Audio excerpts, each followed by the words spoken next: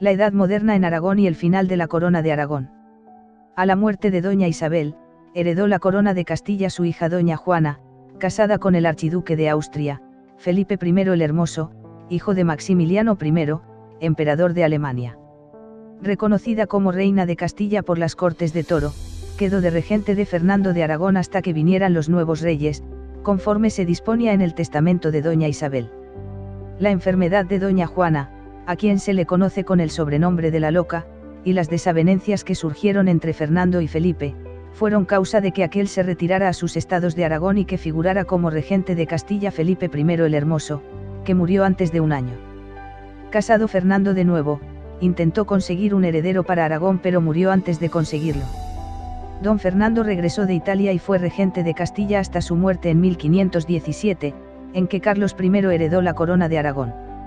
La pérdida de las instituciones políticas.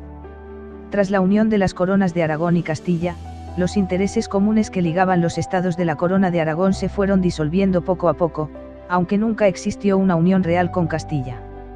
Los sucesores de los reyes católicos, Carlos I y, sobre todo, Felipe I, Felipe II en Castilla, intentaron someter bajo su persona a los distintos reinos de la península ibérica, sin tener en cuenta su distinta forma de ser y de pensar. Un gran número de aragoneses se opusieron a esta política, que atentaba contra sus fueros y libertades, y se enfrentaron al rey más poderoso de la tierra, Felipe II. Antonio Pérez y las alteraciones de Aragón. Antonio Pérez, era secretario de Felipe II a quien servía fielmente, pero mantenía relaciones sentimentales con la princesa de Eboli, viuda en aquellos momentos. Celoso el monarca de este comportamiento, aprovechó el regreso de Juan Escobedo, secretario de don Juan de Austria, envuelto en intrigas palaciegas, y su asesinato para lanzar contra él, a la Inquisición, órgano de represión política y religiosa. El rey decretó la prisión de Pérez, fue ingresado sin cargos concretos en la prisión de la Inquisición en Castilla, y tras muchos años sin juicio se fugó de la cárcel huyendo a Calatayud y acogiéndose, como aragonés, al privilegio de manifestación. Pérez fue conducido a Zaragoza, e ingresando en la cárcel de la manifestación a disposición del Justicia de Aragón. El rey, demostrando su total falta de moralidad, quebrantó su juramento dado a los fueros, y mandó su ejército contra la legalidad, el Justicia y los aragoneses. En medio de la revuelta el pueblo liberó a Antonio Pérez, que huyó a Francia. Este enfrentamiento terminó con la ocupación militar de Aragón, en 1591. A continuación el monarca mandó asesinar, sin ningún tipo de juicio como solía hacer, al Justicia, el personaje más importante del reino, y quitó las libertades a los aragoneses, de las que tanto se enorgullecían. Aragón quedó totalmente sometido a la monarquía.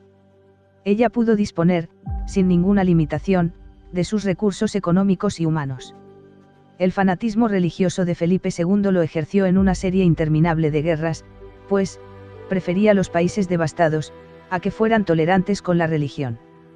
Felipe II, 1598 a 1621, fue un rey indiferente a los asuntos de gobierno, dedicándose a cacerías y otras diversiones, así como a actos religiosos, como correspondía a su natural devoto, entregó el gobierno a ministros con plena autoridad y a los cuales se aplicó el nombre de privados.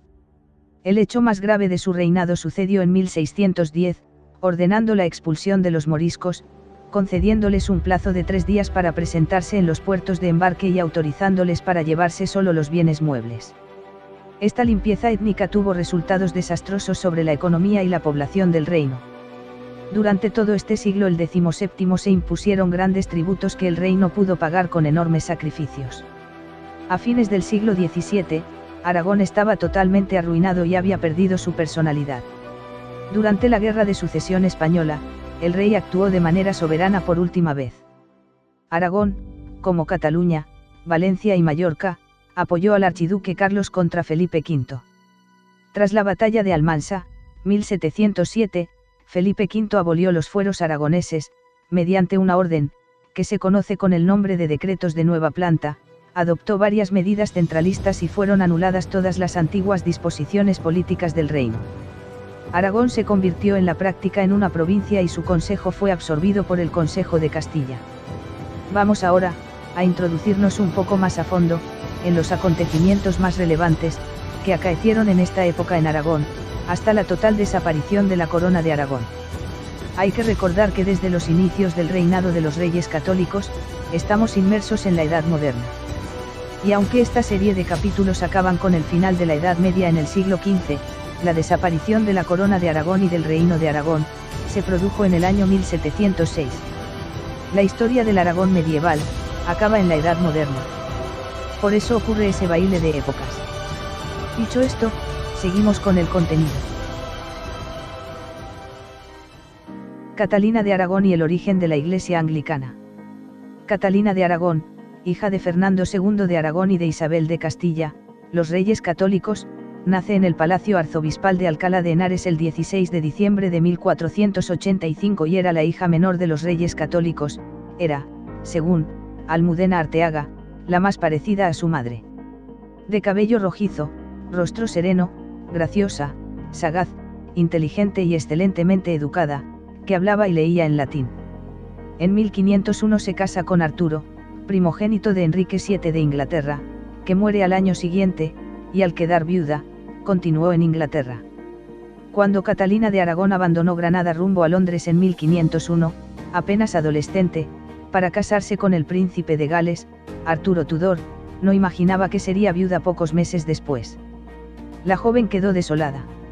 Sus padres, que no querían renunciar a la alianza, raudos y veloces, se apresuraron a prometerla con Enrique VIII rey de Inglaterra. En 1503, se desposa con el hermano de Arturo, Enrique, que reinaría como Enrique VIII.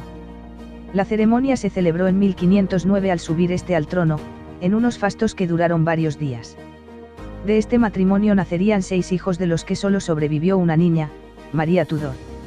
La ausencia de un sucesor varón produjo malestar en Inglaterra que aún recordaba la Guerra de las Dos Rosas, y hacia 1525 Enrique VII empieza a pensar en el divorcio.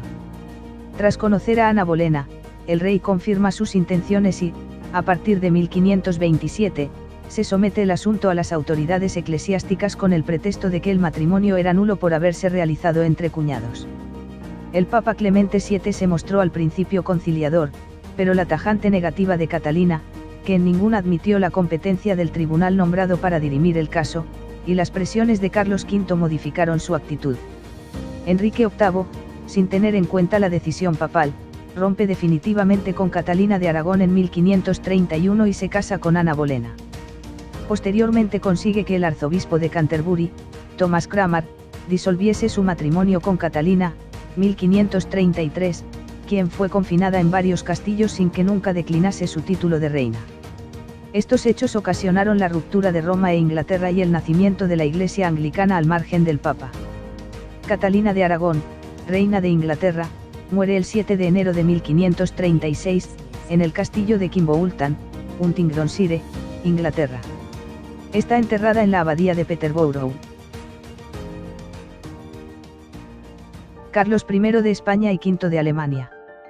Carlos I de España y V de Alemania, también conocido como el emperador, o el César, nació en Gante el 24 de febrero de 1500.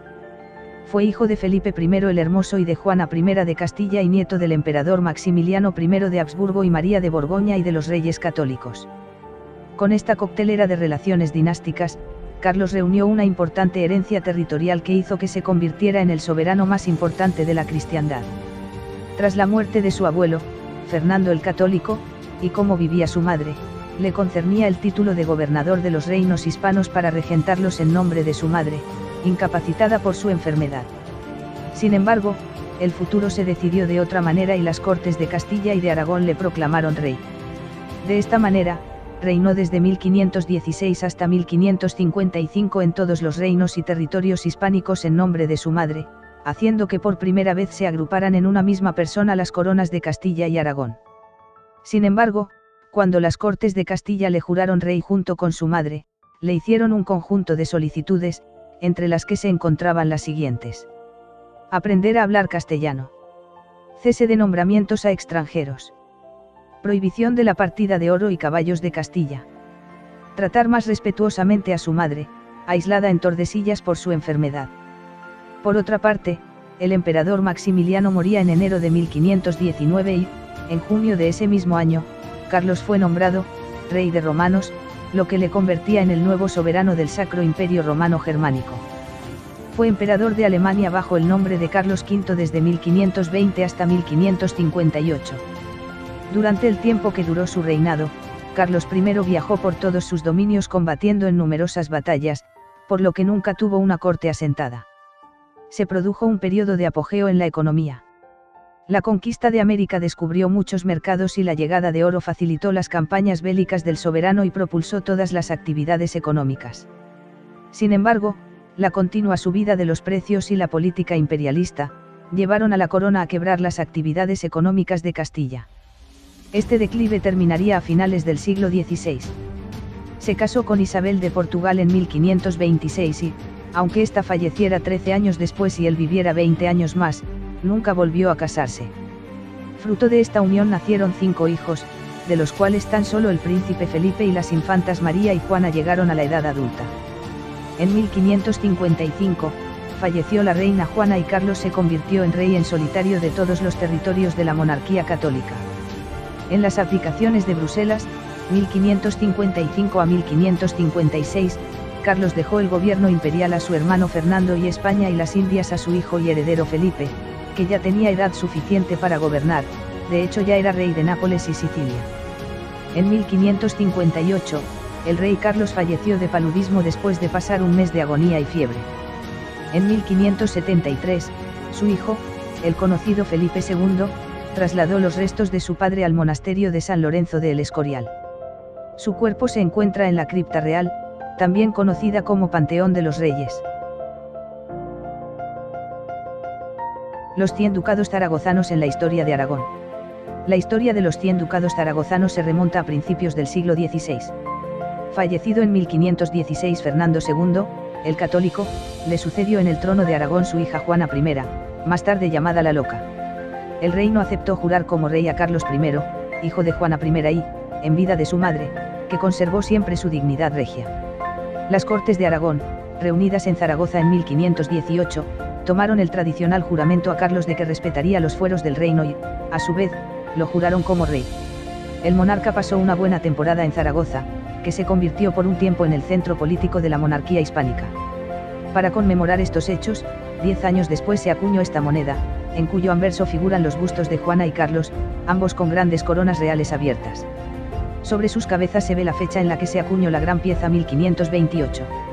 A los lados están las iniciales CIA, de Císara Augusta, indicando que se labró en la ceca de Zaragoza. Alrededor de las efigies de los reyes y en un latín humanístico y curiosamente defectuoso se lee, Johanna et Carols reges Aragón triunfatores et catholicis. El reverso muestra el señal real de la Casa de Aragón, las famosas 4 barras, bajo una corona regia y sobre el texto que indica el nombre del reino Aragón. Alrededor se lee, Johanna et Carols CIVS Philips Primogenit Dei Gracia RX, donde se destaca la aceptación de Carlos como rey. Letras L y S que flanquean las barras se corresponden con las iniciales del grabador que hizo el modelo de la pieza, Luis Sánchez.